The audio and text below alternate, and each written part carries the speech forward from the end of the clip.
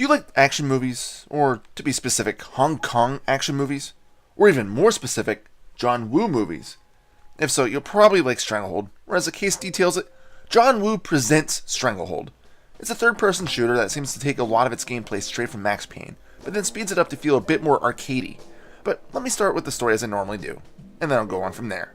You play as one Inspector Tequila, who gets suckered into a plot resulting in one dead cop, 2 fighting gangs, and a lot of bullets being exchanged. Truthfully, the story was a bit hard for me to follow. It's not that it wasn't too interesting, which it may have been. Instead, my problem lies with the storytelling method. It's standard stuff. You play the game, and then get a cutscene every once in a while, done using the in-game engine. It's the fact that the speech volume is so damn low compared to the rest of the sound effects. It was a bit annoying to constantly have to adjust the volume levels so I can hear the conversation, and then get my eardrums blasted once gunfire starts suddenly. If there's a cutscene where there's some speech and then suddenly an explosion, forget it, I'm going deaf for a few minutes. I wouldn't have minded this so much, but of course the developers decided subtitles weren't worth it. Say what you want, I use subtitles on everything. My hearing sucks as it is, and I don't feel like having to alter the volume on my TV every couple minutes. So as much as I'd like to talk about the story a bit more, it's not happening. So let's move on to the gameplay. If I was to compare this game to another previous one, I'd say it's like Max Payne. But then again, I've already told you that in my opening. But let me detail that a bit. Right from the start, it's pretty evident what you'll be doing the entire game. You'll be given an objective, and then a fairly linear path to your destination. In fact, there was only about 1 or 2 times where I felt that the game was a bit more open on where you could go. But even so, you were still limited on where you could run to, as the level was blocked off until you destroyed all the drug labs, and then a bridge would be lowered to the next part of the stage. And as you're walking down these alleyways and roads, you encounter plenty of gun-toting thugs, and you are to simply shoot them full of holes. There are a few collectibles, but nothing that will unlock anything. Collectibles are limited to hidden guns and paper origami cranes, which I'll explain the use for shortly. But that's it. There's no real reason to poke around to find anything, because in addition to that, there's no achievements for this game. When I first started playing, I figured I'd beat people with the butt of my weapon, expecting a trophy to pop up. Nothing.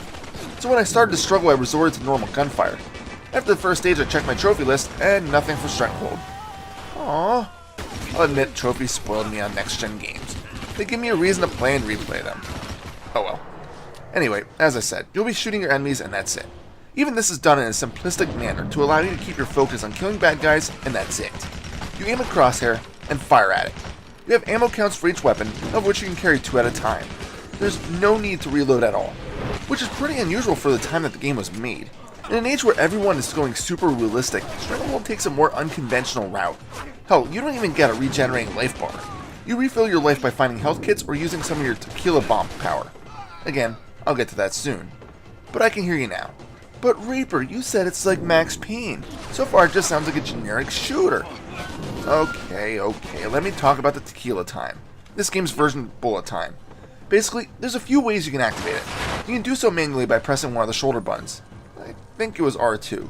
But more often, it'll be used automatically when trying to perform a stylish kill. Here's what I mean by that.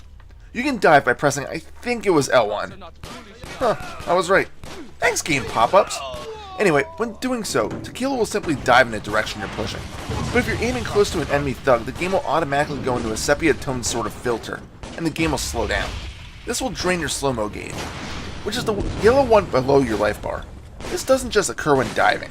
If you hop on a rail, jump on a rolling cart, hide behind cover, or anything like this, the game will slow down automatically as well. This is also dependent on if you have any of that slow motion time left. If not, the game will just go as normal and not decrease its speed for you. This automatic activation is a nice feature to have, but at the same time it can be pretty disorienting to you. Sometimes when trying to aim at a target, I'm moving the crosshair pretty quickly to that person. Yet if I accidentally hop over a table, which occurs automatically as you move towards it, the game will slow down and I won't be expecting it. So therefore, if my crosshair sails past the enemy, it might take a few extra seconds to take down said enemy, often resulting in unnecessary damage. It's definitely not a game breaker, but needed to be mentioned regardless. The other thing that you may notice is that some objects in the environment glow. This means that they can be shot down and cause general destruction. Many times an enemy lines up perfectly with these items, typically a sign or other heavy object. You are heavily encouraged to perform these kills, as you get more stars when completing these stylish kills. The stars are used in your rating, the in-game store that offers some bonus content like online costumes, and also dictate how quickly your tequila bomb gauge charges. I will say that these environmental kills don't seem to occur as often as the game would like you to perform them. The first stage is littered with them. but after that, they seem pretty rare, so I stopped looking for them. It's a bit disappointing, because I enjoy shooting down a business's hanging sign to watch it crush 2 or 3 thugs. There's one more gameplay mechanic that I want to talk about before moving on to the Tequila Bomb. Occasionally, you'll encounter a standoff where the good inspector is swarmed with thugs. These are fun segments where you simply need to survive a few shots using his inner matrix powers. Here's how it works. You'll see a crosshair on the screen that you move around with the right analog stick. The left analog stick moves Tequila's body around. The goal is to shoot the thugs with the right stick and use the left to dodge the enemy's shots. It's fairly simple to do and doesn't take more than a few seconds. Yet it's still a nice diversion from all the other mindless shooting that you've been doing. Okay, let me move on to the Tequila Bomb powers. I know, you're probably thinking, finally. This is the circular gauge on the bottom left of the screen. As you play, you'll learn 4 different abilities. These abilities are done by pressing the corresponding direction on the D-pad. Each ability also uses up a different amount of Tequila Bomb power. All of these skills have their uses. The health recovers about a quarter of Tequila's life bar, which is nice in emergencies. The crosshair is for long distance shots, where the game slows down and zooms in, essentially allowing you to perform a sniper-like shot with your pistol. Barrage allows you to become invulnerable for a short time and also gives you infinite ammo. This is incredibly helpful during boss battles. Finally, the last ability spins Tequila around, taking down enemies in an immediate area and supposedly doing massive damage to bosses, all while taking out a large portion of your gauge. Personally, I thought health was the best skill to use, but later in the game when the difficulty starts spiking, Barrage can be a lifesaver. So far, it may sound like the game is fairly mediocre, but truthfully, it is. Although the opening levels aren't so bad, later ones seem to turn into an arena shooter, where you enter a room, thugs keep appearing from doors, and then when they're all defeated, you move on. Kinda sounds like Smash TV. Remember that game? The only time you really seem to do something other than kill enemies is when you're blowing up the drug labs in level 2. Yet this level seems unnecessarily drawn out compared to the other stages. There are 3 different segments where you blow up these drug labs. After those, you're picked up by a helicopter who is supposed to bring you back to base. But for some reason, Tequila persuades him to take a few passes to kill thugs on ships.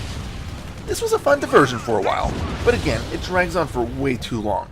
Halfway through I was done with it, but it just kept going. It actually goes on for nearly 10 minutes. It could have easily have been its own stage, of which there's only 7. After the helicopter ride, you have to place 4 explosives on boats to sink them. After this, you encounter one of the main villains of the game, and are then tasked to set 14 more explosives on the dock to destroy it. Only after completing this objective does the level finally end. This is easily the longest stage of the game. Most of the stages only last a good 30 minutes before ending. I actually finished the game in 4.5 hours, and that includes some of the parts where I died a dozen times or more. I think I didn't pay much for this game, because it's not worth the full $60 price tag on that alone. And in case you're wondering, I paid $5. Now that's what this game is worth nowadays. There are bosses that you'll encounter, and as you can probably imagine, they're bullet sponges. And this is fine. Weapons typically respawn in these segments, as you really can't just run up to them and pummel them with your fists and expect to survive. The bosses have different levels of difficulty, but I found the helicopter boss the most difficult. Even the final boss was a pushover. At least, so I thought. Although there's only 7 chapters, I will say that they are at least varied in design. 2 levels take place in rundown slums. The other take place in different areas. One is a museum, which is really fun to blast apart, as is the casino. It's a shame that more varied locales were used, or even more environmental kills available. I did also encounter a bit of slowdown in the 3rd level boss, which blew my mind considering this was a PS3 game. I was going to say next gen, but I guess I really can't say that anymore, can I? I just can't believe the slowdown. It only occurred in this boss battle, but I needed to mention it because it was bad. And I think that's all I have for Stranglehold. Overall, it's a fun game, but can be best summed up by saying it's just plain average. It's a shame really, as I would love to see more games that focus on Hong Kong developed action flicks. If they could iron out the few flaws that this game had, it could be a blast to play. Literally. But overall, would I recommend this? Sure, if you can find it as cheap as I had, which really shouldn't be a problem. I feel like every game store I walk into has a couple copies of this, and it's always at bargain bin prices. So give it a shot if you feel like it's something you might enjoy, but don't expect to get a full weekend's worth out of it. I mean, hell, you'll get more time out of a Call of Duty single-player campaign. And that's pretty bad, and a major ding against Stranglehold. Final score? We'll go with 7 out of 10 on this one. This is Reaper. Happy fragging.